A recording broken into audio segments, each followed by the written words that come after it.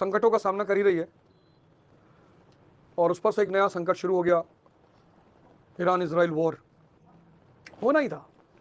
और जिस दिन एपेस्टीन फाइल्स खुली थी, देखो दुनिया में कौम है ज्यूज, मुझे उनका दिमाग, उनका सोचने का तरीका वो अनोखा है, मतलब है कुछ स्पेशल है वो। जिस दिन एपेस्टीन फाइल्स खुली थी, उस दिन मुझे एक बात का अंदेशा था कि भाई साहब कुछ बड़ा खेल होने जा रहा है, क्योंकि सीरिया के मामले में दुनिया ने इनका साथ नहीं दिया। जब सीरिया पे हमला करने की बारी आई कि सीरिया के पास वेपन्स ऑफ मास डिस्ट्रक्शन है, तो दुनिया ने कहा नहीं यार, एक बार तुमने कहा था इराक के पास है, वहां मिला नहीं, तो अब हम तुम्हारे साथ नहीं खड़े।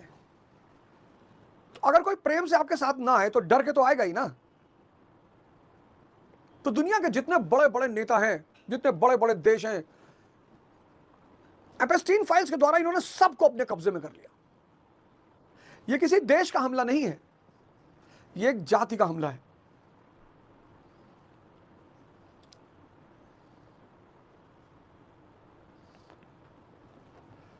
यह एक जाति का हमला है। 1929 का जो क्रैश हुआ यूएस में, अमेरिका में, ग्रेट डिप्रेशन, कभी मौका लगे तो जरूर पढ़ना ग्रेट डिप्रेशन। तो जो ग्रेट डिप्रेशन हुआ 1929, इन्होंने कराया, ज्यूज ने। ये दुनिया में कुछ भी करा सकते हैं, क्योंकि इनको एक चीज इनके हाथ में है, फिनेंस और एजुकेशन। और दो चीजों से बड़ी ताकत और क्या हो सकती है।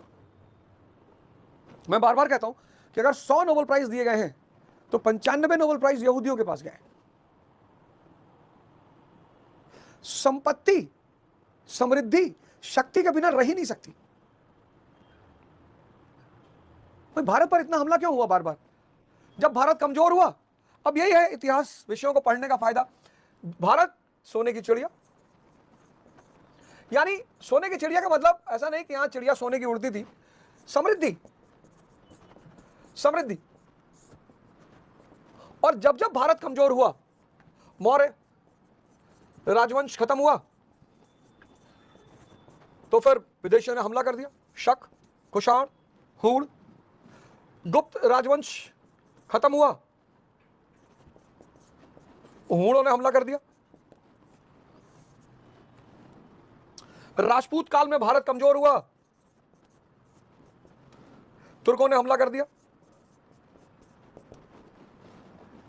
सल्तनत जैसे ही डूबी, तैमूर आ गया 1398, भारत को लूटा। समृद्धि बिना शक्ति के रह ही नहीं सकती। जहां समृद्धि है वहां शक्ति अनिवार्य है। और जब ये तेल मिला 1847 में, आज ये ईरान की हालत थोड़ा सा बता देता हूं आपको। 1847 में जब पहली बार दुनिया में तेल मिला, 1847 जब पहली बार दुनिया में तेल मिला, कहां मिला? पेंसिल्वेनिया में। 1860 तेल मिला रोमानिया